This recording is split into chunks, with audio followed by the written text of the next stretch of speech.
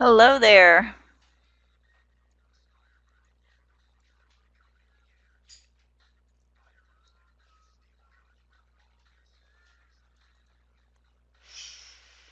All right, so before we get started, is there anything in particular you'd like me to go over tonight? I mean, other than, of course, loops and sentinel values.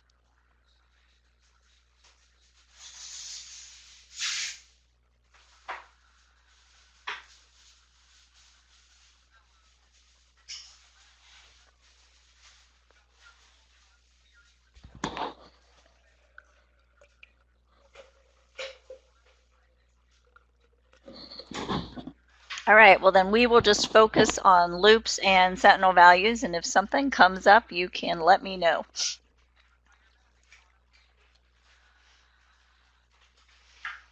All right.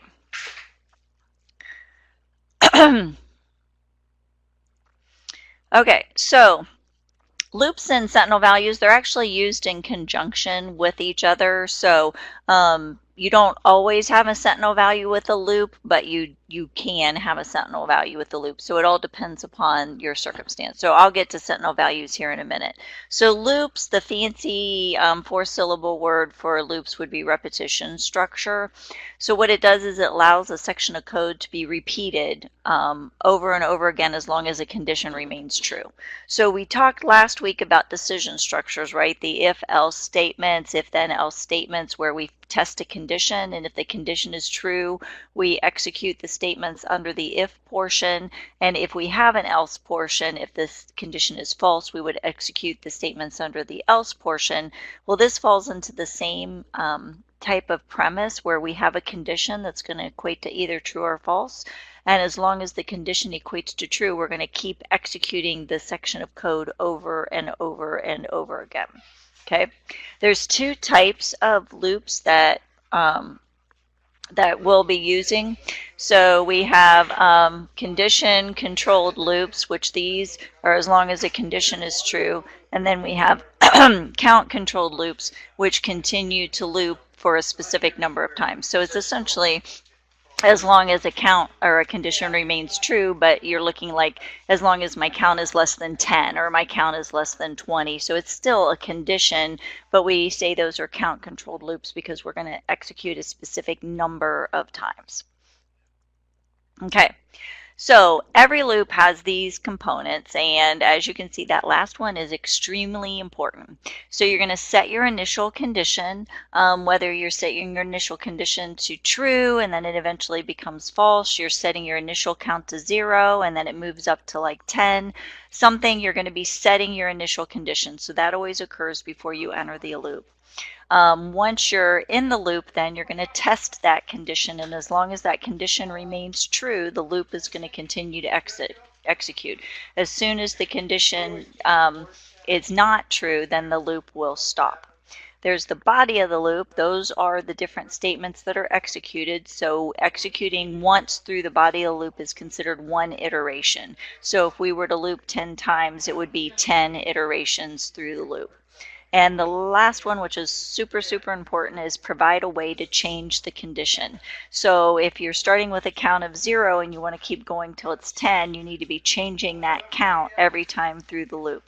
Okay, so if you don't provide a means to change your condition, then what ends up happening is you end up in an infinite loop. Your loop will never stop until you eventually close the program down or it crashes your computer, one or the other.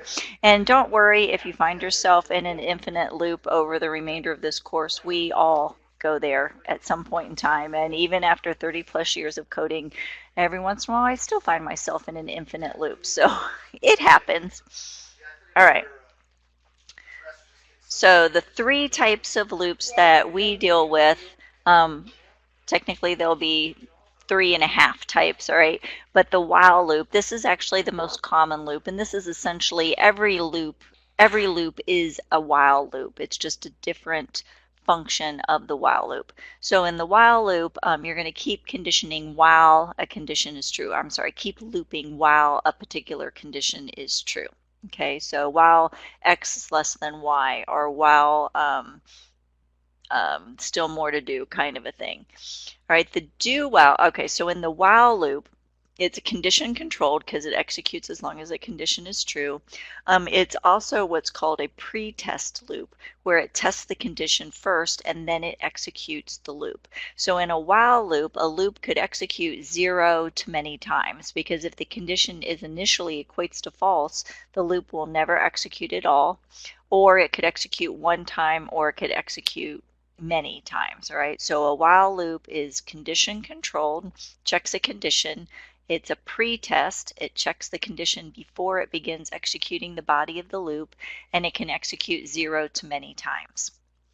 A do while loop is a modification of the while loop. So what the do while loop says is, I want to do the loop once, and then I'm going to keep checking the condition. So it's also condition controlled because there's a condition that it's going to check, but it's going to execute all the statements one time, then it's going to check the condition, and if the condition is true, it will execute again. So in a do while loop, it's a one to many loop. You're going to execute it at least one time, and then you can execute multiple times beyond that. Okay, the last loop is a for loop, and this says for X number of times. We're going to loop for X number of times, so this one is a count controlled loop, but it is also a pre-test loop where it's going to check to see if we've already exceeded our number of times before it executes. Okay, so while and do while are condition controlled, for loop is count controlled, while and for loops are pre-test, and the do while is a post-test because it's going to execute one time first and then check the condition. All right, you guys hanging in there on all those different definitions? And sorry about all that noise. All of a sudden, everybody wanted to be, you know, I don't know how it is with you guys, but it's like we've got this great big huge house, but when I'm doing this, everyone wants to be in this little teeny corner where my desk is. So all right, but they've all moved on, so hopefully the noise will definitely subside. Okay, so here is the format for the while loop. So that is a while with a lowercase w, okay? So while and then a space and then the open and closing parentheses and your condition inside of those parentheses. You're going to have the open and closing curly bracket that defines the body of your loop, and then all of the statements within that open and closing curly bracket are the statements that will be repeated. Okay, so here's an example. X is 0, so I'm setting my condition. Remember the steps, set your condition. So I set my condition. Then I have my condition while X is less than 10, so I'm testing my condition is X less than 10, and the first time through X is indeed less than 10, so my loop will execute. I'm printing out the statement X equals and then concatenating the value of X to it, so it'll print out X equals 0, and then, so that's the body of my loop, and then I provide a way to change my condition. So I add to my variable X, changing my condition. So now X is going to equal 1.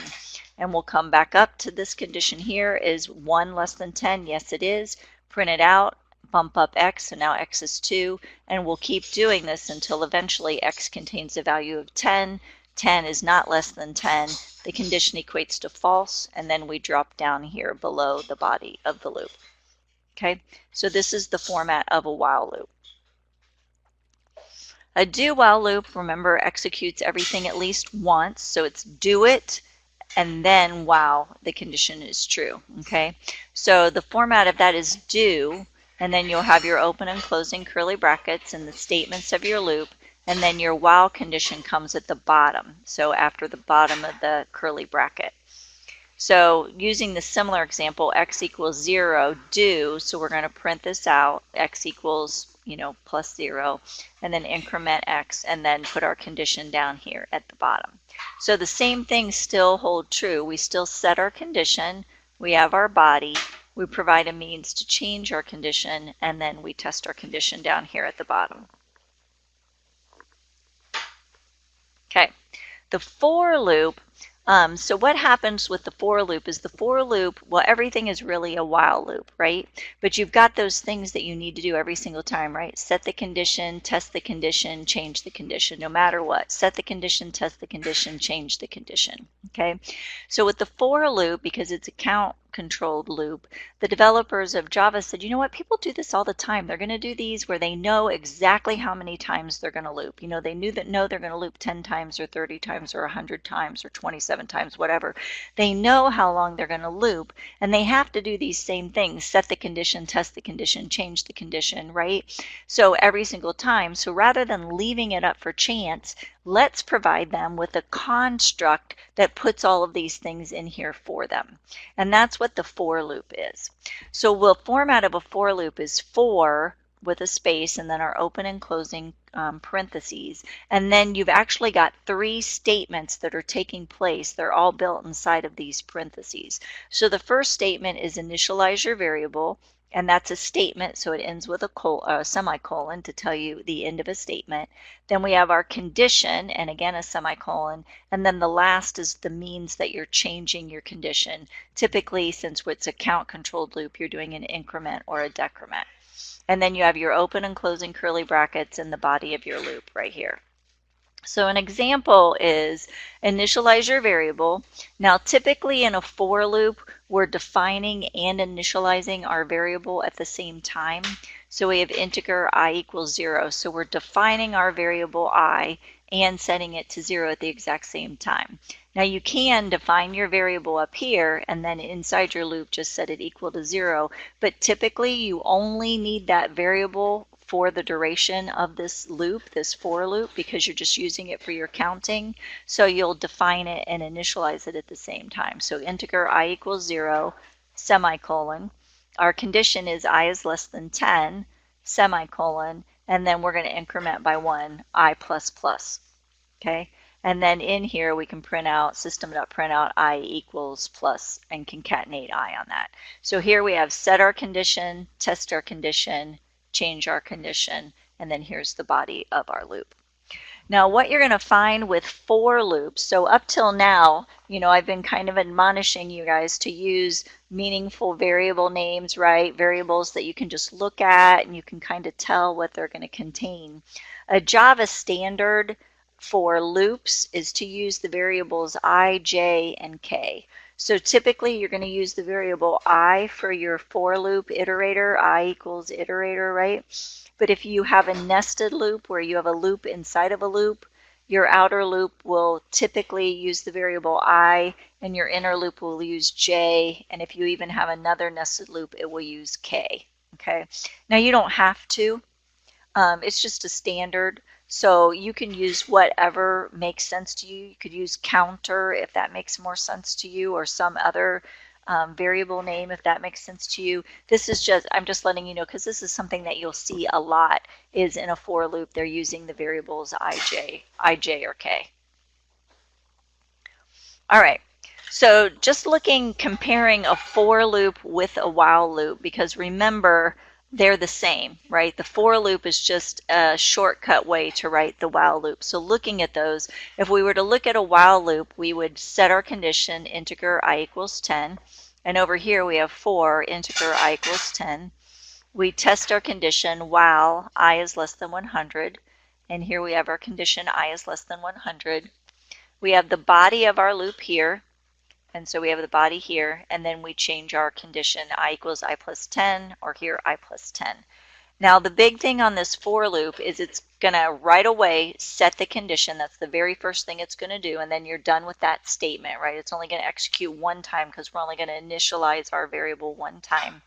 The condition will then be tested. Is this variable meet or is this condition true? So you're going to set this right away and then immediately test your condition. You'll execute the body of your loop, and then the last thing that happens is this increment. So it's not like it goes initialize, test, increment, and then execute. It'll go initialize, test, execute, increment, test, execute, increment, and it'll just continue on with this. Just the same we have here. Initialize your variable, test your condition, execute your body, increment, and then we just come back, test your condition, execute your body, and increment. Okay, so the question is, when do you use which loop? And so, like I already told you, the while loop is condition controlled and a pretest, and it may or may not execute. Like for instance, let's say that your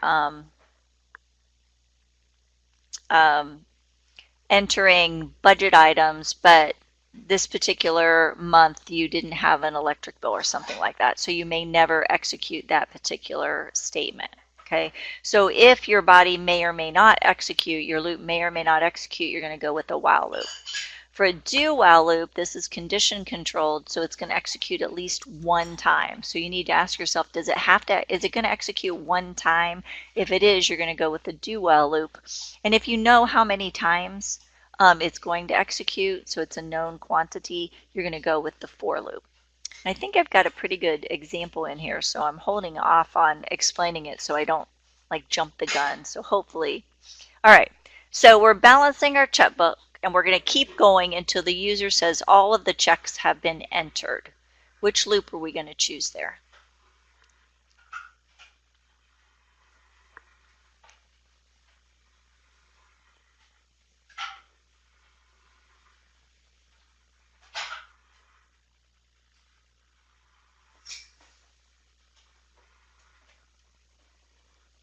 So what do you guys think? Is there the possibility that the person could have written no checks at all in a given month?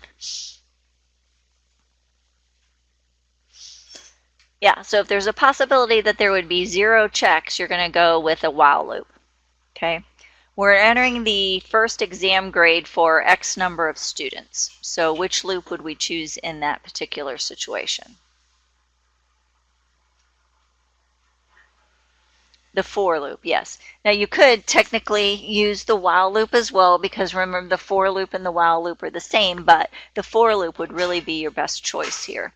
And you're prompting the user to enter their registration info, and then you're going to ask them if they need to register someone else. Which loop would that be?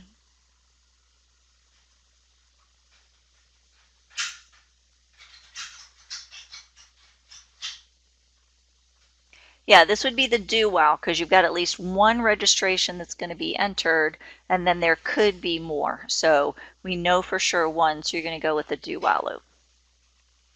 All right, so on this third one, so the example that I see all the time for this is, I don't know if any of you guys are runners, that you participate in any like race type events, runners or bike races or anything along those lines.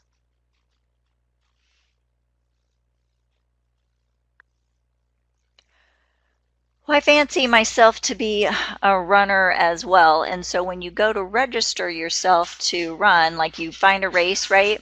And you're going to register yourself to run in a race, it'll come up and give you all of your registration information on the initial page. So it'll ask you to like enter your name and your age and select your t-shirt size and indicate whether you want it to be chip timed or not, something along those lines, right?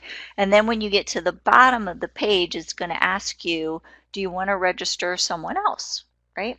So that's the perfect example of a do while loop, where you're registering one person for the race and then you're asking them, do you want to register someone else? And so that answer to that question is your condition. You know, if the person answers yes, then we're going to repeat the condition of our loop and prompt them to enter the information for the next person. And if they answer no, then we're done with our loop and we will cease, you know, it'll be over with. Our condition will equate to false and we won't execute again. All right. Well, that's awesome, Matthew.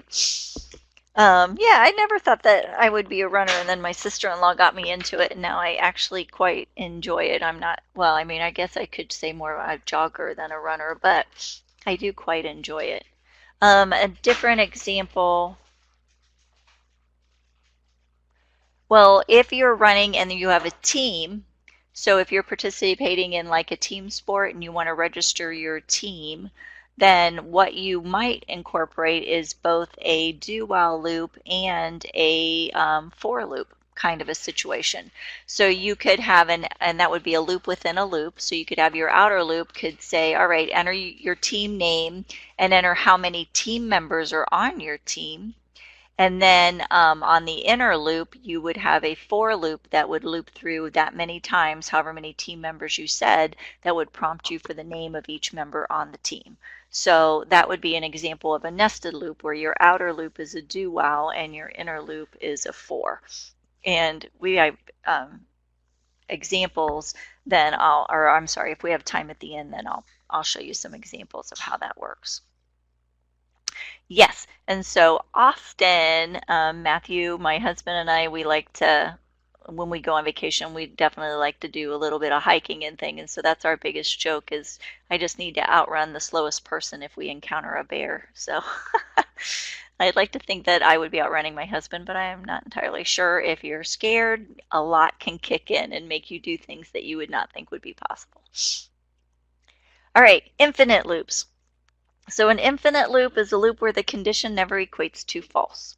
So here we set integer x equal to 10. We say keep going as long as x is greater than 0. And then instead of decrementing x, we increment x. So it just keeps getting bigger and bigger, which means this loop never ends. And as a result, we end up with one program that is running extremely tight, getting faster and faster and faster and eating up more and more resources on your computer until which point as you run out of memory and the program crashes or your computer just locks up tighter than a drum and you either use the task manager to cancel the program or you just have to shut your machine down. Okay, we've all been there. Don't worry. If you end up with an infinite loop, you will now be part of a very revered group of people. So it happens and you'll know it pretty quick because your program will just keep running and not stopping, and then when you get in there you'll be able to find out what the problem is. Okay, nested loops is when you put a loop inside of a loop. So for instance, let's say we want to print X number of asterisks on a row for Y number of rows. They both involve counting because we're printing X number of asterisks on a row, and then we are printing this for however many rows, right? So the inner loop would print your asterisks, and the outer loop prints each of the rows. And so here's what that might look like. So we would ask the user, hey, how many asterisks do you want to print on each row, kind of a thing. And then they tell us what that is. So we have our number of asterisks, and then we ask the user how many rows, and they tell us how many rows there are. So we create a output string that's empty. So we're just defining this string variable, and this is where we're going to build each row, right? So our outer loop is for I equals 0, I is less than the number of rows. Okay, so I'm starting with 0 and going less than the number of rows. I could have started with 1 and gone less than or equal to the number of rows. So for instance, let's say I want to print 10 rows. If I start with 0, 10 rows would be 0 through 9, right? 0, 1, 2, 3, 4, 5, 6, 7, 8, 9. That would be 10 iterations. Or if I start with 1, I have to say I is less than or equal to the number of rows. So it goes 1 up through and including 10. So it just depends upon how you want to do it, whether you want to start with 0 and do the less than, or you want to start with 1 and go with less than or equal. It's whatever makes sense to you, okay? So that's our outer loop. So we will execute. So let's say they said they wanted 7 asterisks to print on each row for 10 rows. So this is row number 1 coming in here. So we're working on row 1, and that's what this body is going to do is row 1. So we set our output to a good, so that our output is essentially like an accumulator variable, but instead of accumulating a total or a sum, we're accumulating asterisks, okay? So we set it equal to nothing, give it a good and empty string, a good starting point. And then we have our inner loop, so j equals 0, j is less than the number of asterisks. And each time through this inner loop, we just add one more asterisk onto our string. So we'll end up adding 7 asterisks onto our string. And when this inner loop finishes, then we print our output variable. So we print out those 7 asterisks. And then we come back up and we set that we start for our row number 2, our second row, all right? And we set our output equal to nothing, and we go through and we build that output string again with those 7 asterisks, and then we print them out. And we keep doing this until we've eventually printed 7 or 10 rows of 7 asterisks. All right, so not the most glorious example, but it does show you how you can use nested loops. All right, this is registering for the team. So this is the one I talked about. I know I had this example in here. I always jump the gun on this. So we're registering teams for a race. So we have 1 or more teams. Okay, so we're going to do a do while loop because we have 1 or more. and we have X number of members on the team, so that's a for loop because we know how many members are going to be on their team. Okay, so that's how it would look in our do with our while condition below here, answer equals ignore case yes, which will tell us that there is another team to be registered. So we said, what's your team name? And we grab that input. How many members are on your team? And we grab that. And then our for loop executes I equals 0, I is less than the number of members, whatever was entered. And we increment I plus plus.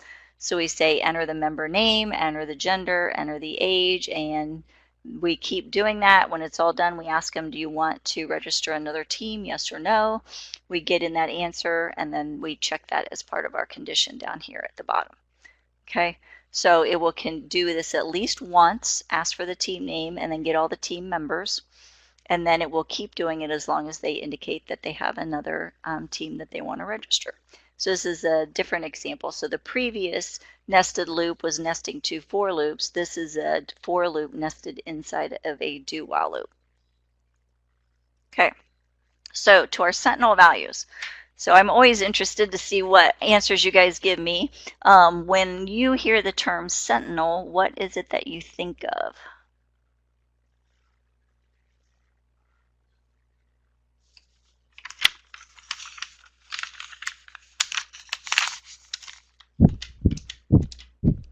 Yes, we did, Owen.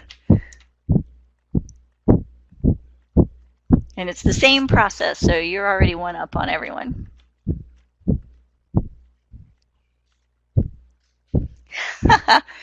Yes.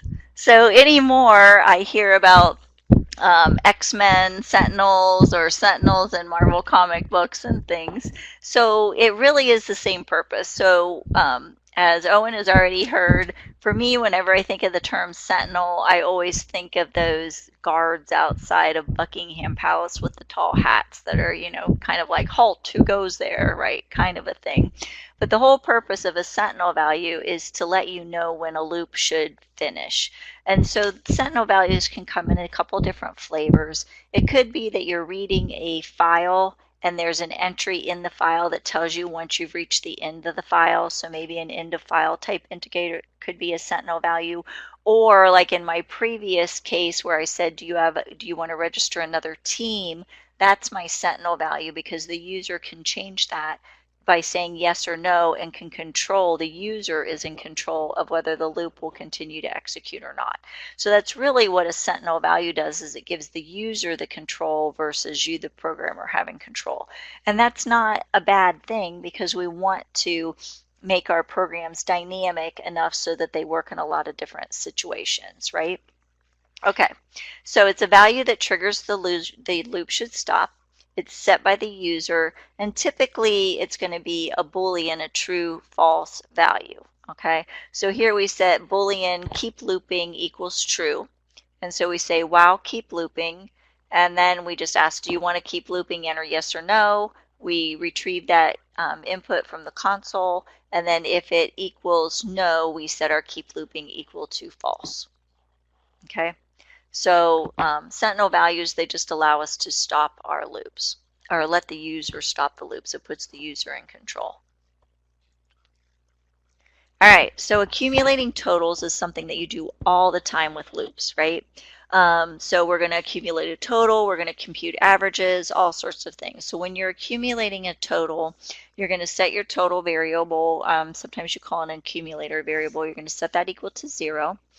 You will set the condition of your loop. So in addition, you're going to do all the other things that we did before: set the condition, test the condition, change the condition. But beforehand, you're going to set your total variable to 0 or an appropriate starting place.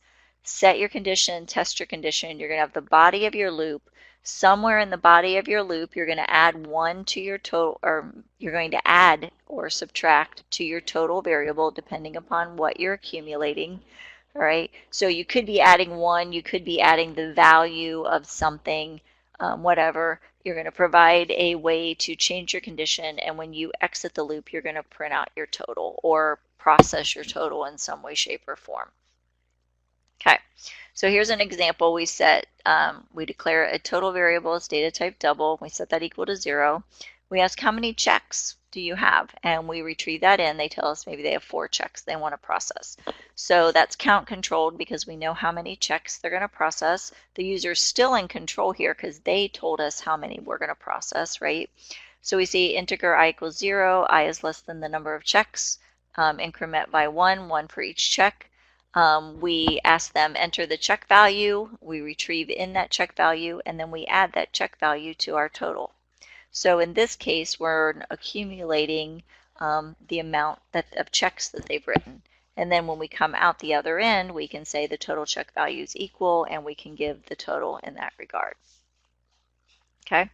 You can also compute averages in the same way. However, you have to be a little bit careful with averages. So this previous example, if the user had said, I don't have any checks, we would just print out your total check value was 0. And this whole logic would still work. I don't have any checks, so they enter in 0.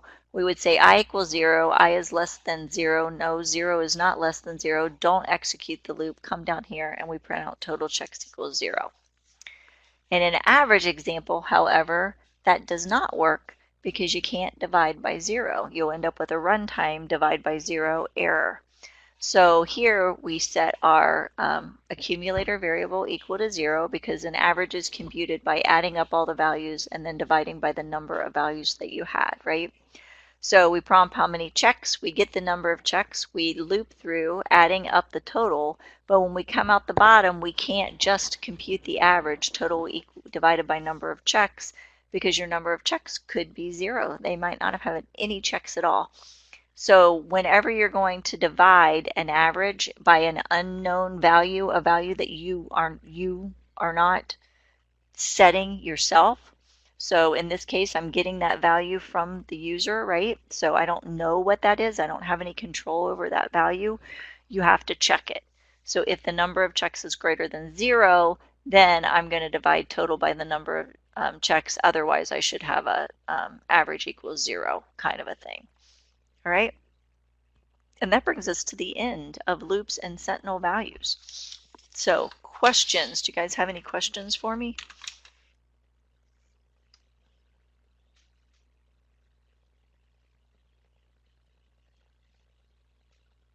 Oh, sure. Go ahead.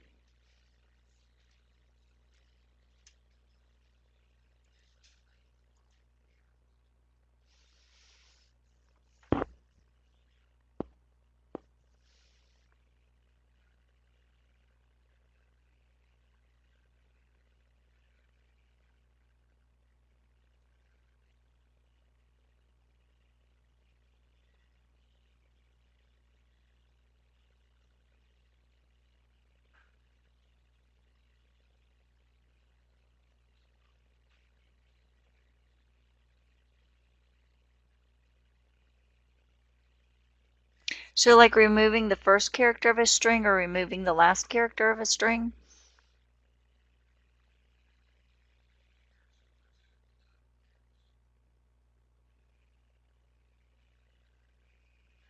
Oh, in the middle of a string?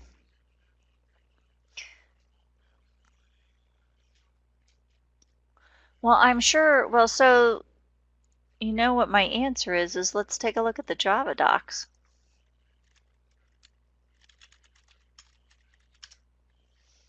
And see what we got out there for the string.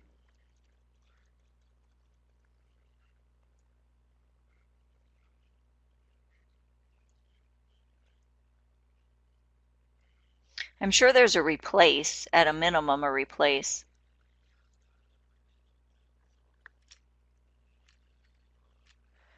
All right, so let's take a look at some of the methods that we have available to us. We aren't really interested in the constructors.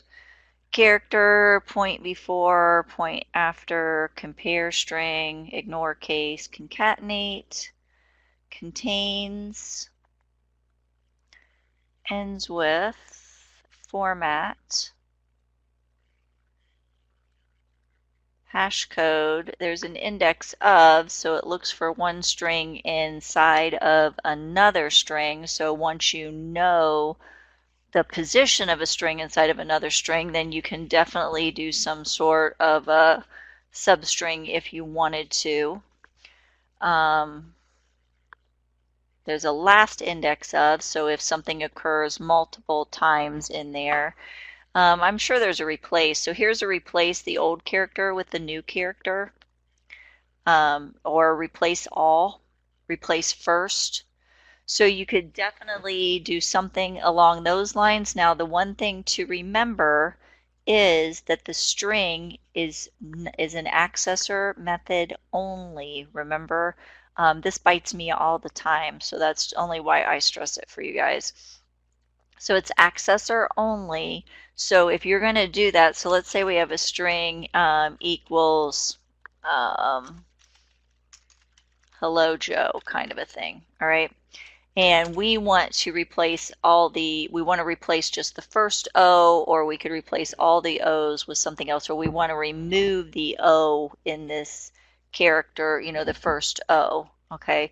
So we can say, oh, I forgot to give this a name, phrase. All right, so then we would need to set new phrase equals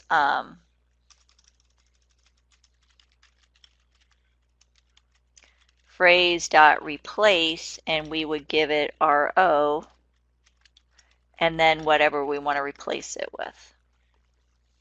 Now the other thing that I wonder is if there's a strip, there's a split, starts with, it does not look like there's a strip. So a lot of times there's kind of what they call a strip function. You'll find that in a lot of languages that strips off leading and preceding spaces. So if there's any spaces at the front or back, it'll strip them.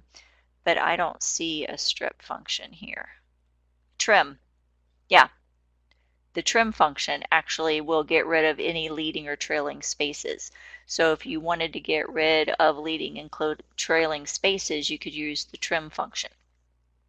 So these are actually great questions that Owen is asking, because these are things that get used quite a bit actually. So for instance, we have EKG machines that, you know, EKGs will test heart rates of patients, and surprisingly, a lot of college students believe that they could be having a heart attack, so we actually do a lot of EKGs in our building. But what the EKGs machines will do is they will actually generate an electronic image, actually a TIFF image, so an XML document along with a TIFF image into a directory, and then we will import that TIFF image into the patient's chart. However, we were running a problem this last week, so that something changed on our network, so they remapped how our drives are being defined. And so originally, when they had to define the directory where they can find all these TIFF files, they had to put double slashes in. But something just changed on our network, and so now those double slashes are not valid. So I actually had to use the replace to go through and strip out all the double slashes in our directory listings, because it was double slashes everywhere, and replace all the doubles with just single slashes.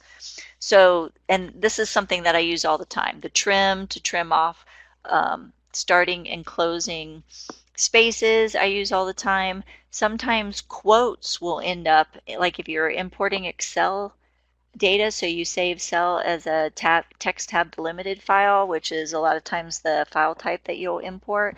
So if I'm importing a text tab delimited file, Excel may input quotations around the text, and you don't want those quotations, so I'll use the replace to strip off those extra type of characters as well. But what gets me all the time is I'll do like this, and this works, right? It works 100%, but it doesn't change my phrase variable. It's doing it, but it always returns a value, because I always forget, and so I have to remember to do a phrase equals phrase dot replace in order to get rid of that stuff. So I've made that mistake more often than I would care to admit. But great question, Owen. Other questions? What else do you guys have?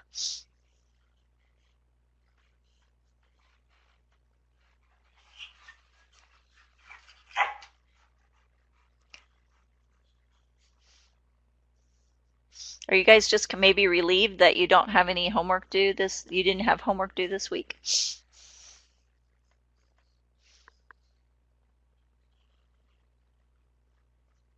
Are you still out there?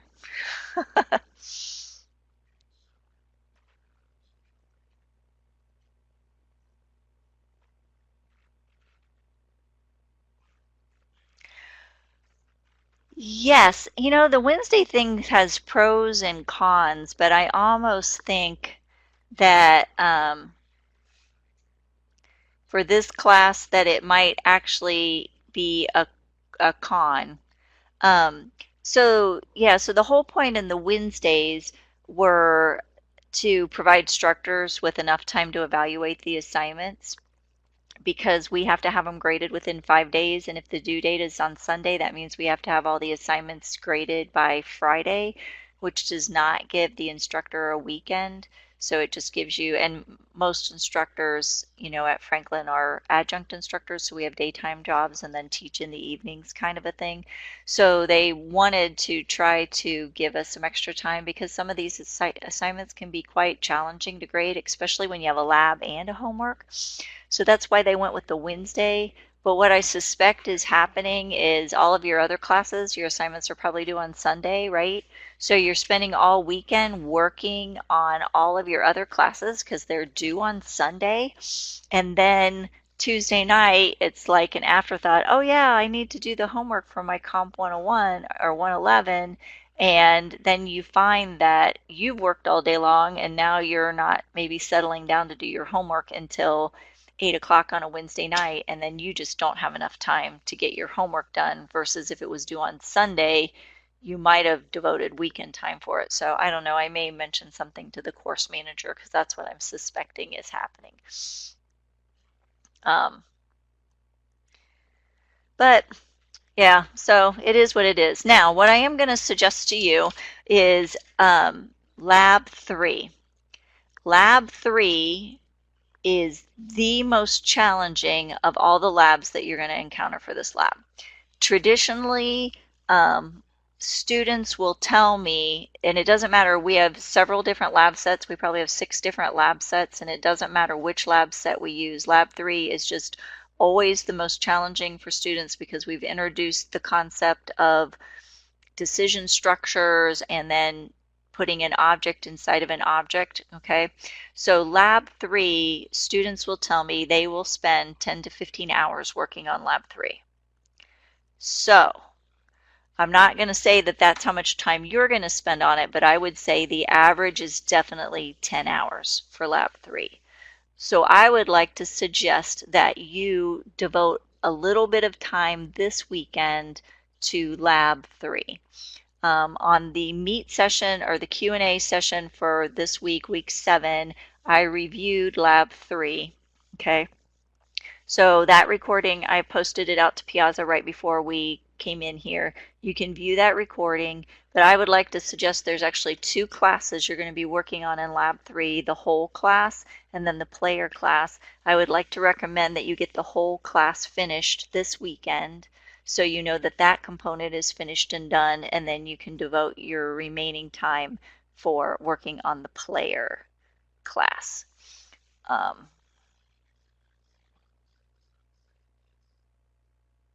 Yes, yeah, absolutely. So next week at the Q&A meet, yeah, I can definitely take a look at what you've got going on, or you can even email it to me and I'll take a look.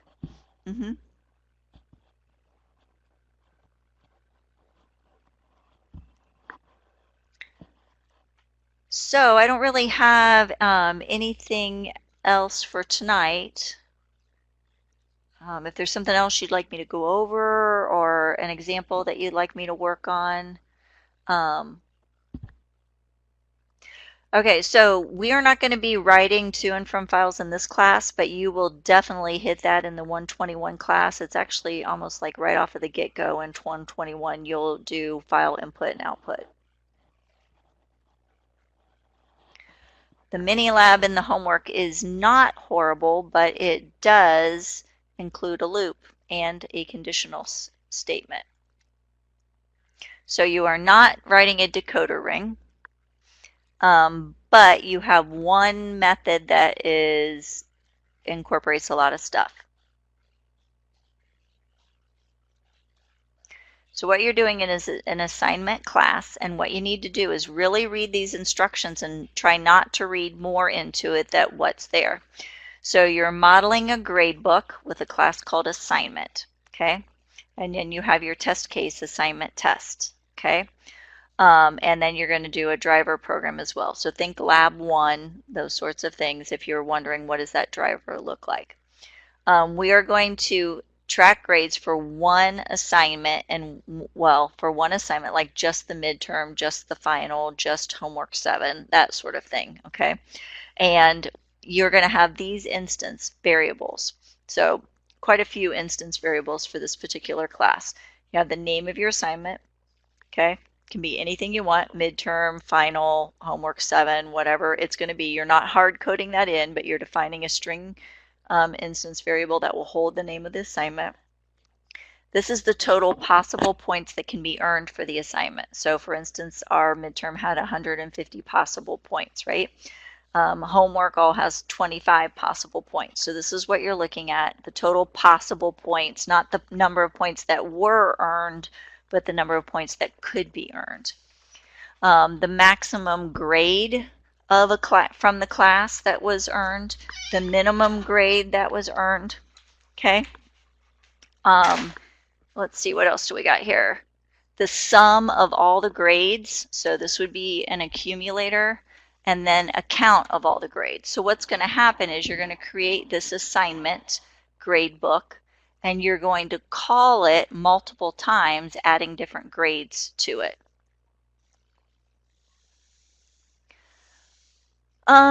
Yes, it is fine to test each grade just one time.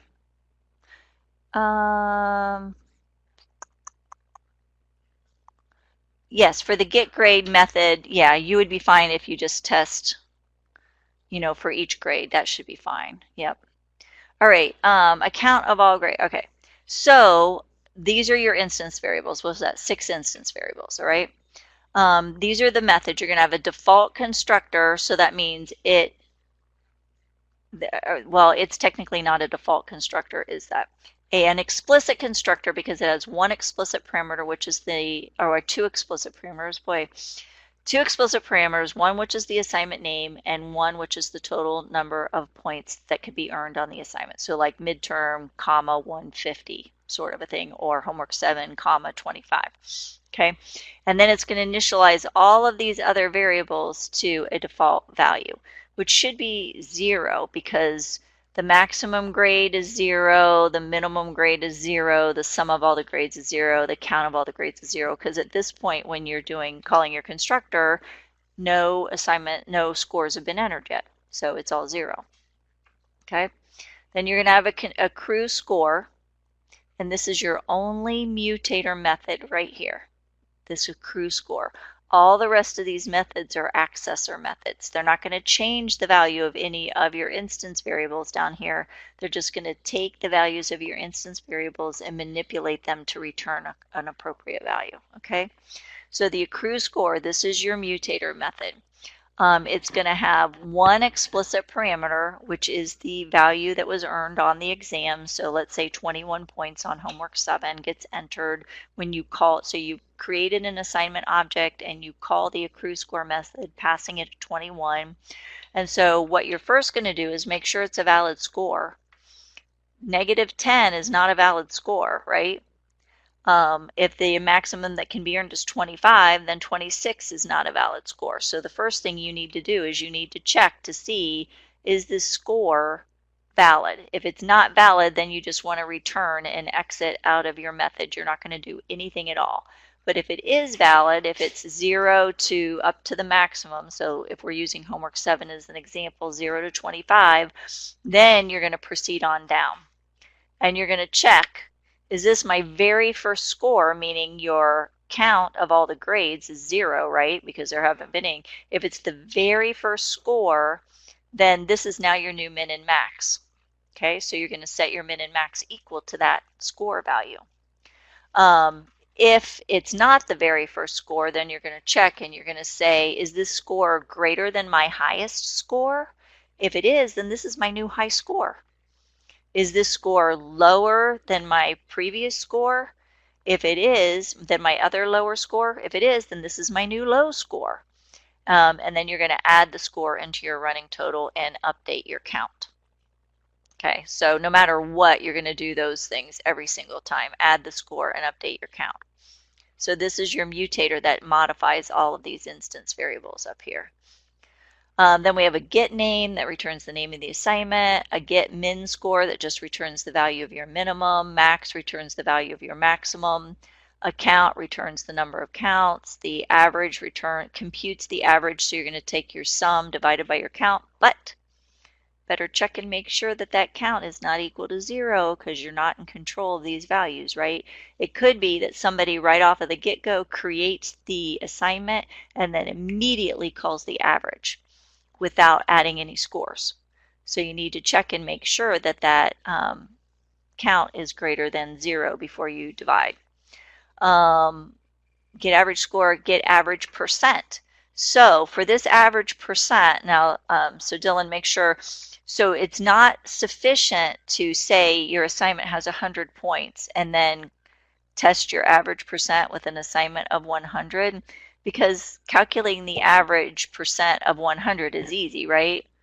90 is an A, and like those are easy enough. A 90 is 90%, and so on. You want to make sure you do maximum possible points that's something other than 100. Make it 75, make it 150, whatever, make it 25, I don't care, but then calculate your average percent to make sure it still falls between 0 and 100. Okay. Average letter grade is based upon your average percent. So, if your average percent computes, 90 to 100, it's an A, 80 to 89 is a B, and so on. Okay. So it's pretty straightforward stuff. Just remember that you're only worried about one score at a time. You can in your test cases, you can call these accrue score multiple times, but you're only inside of the class itself, you're dealing with just one score at a time. You just gave me this one score, and now I need to add it to my total, compare it to my min and max, and so on. So that's the confusing part, I think, is, immediately you start thinking, well, there's 25 students in the class, so I have 25 scores. And no, you're dealing with just one score at a time inside of your class. Okay, so this one isn't horrible. You'll write your test cases, so just think about, if you're writing an accrue score test case, you're going to definitely need to do something that's a min and make sure check all of these things. So accrue score, make sure your min, your max, your sum, and your count all are correct, right?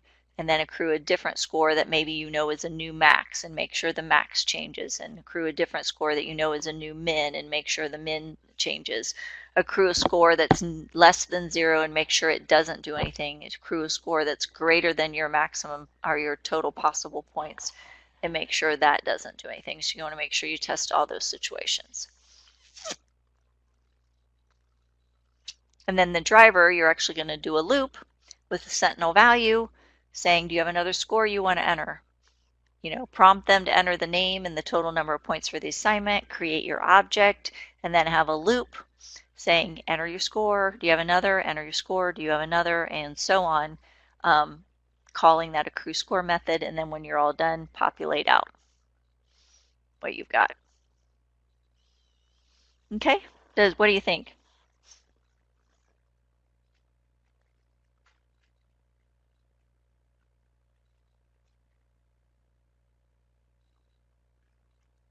And if it's, if you're walking through this and you're like, I don't know what this is, right? Just like say, what would I do if somebody gave me a stack of tests and I needed to do this? Like, how would that look? You know what I mean? Like, okay, I've got, get out a piece of paper and say, this is my assignment book right here.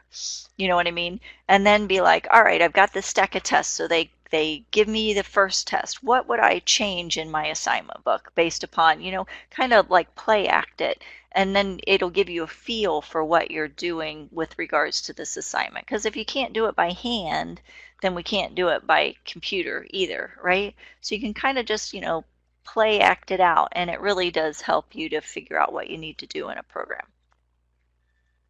Yeah, exactly. All right. Well, that's all I've got, unless you have something else, guys. That's all I've got for tonight. So definitely work on Lab 3 if you get a chance to. It'll definitely give you, yeah, you'll be glad that you did. And the whole class is really quite straightforward and simple. So if you can knock that one out, that would be great. All right, have a great evening, everyone, and we will see you next week. Happy 4th of July.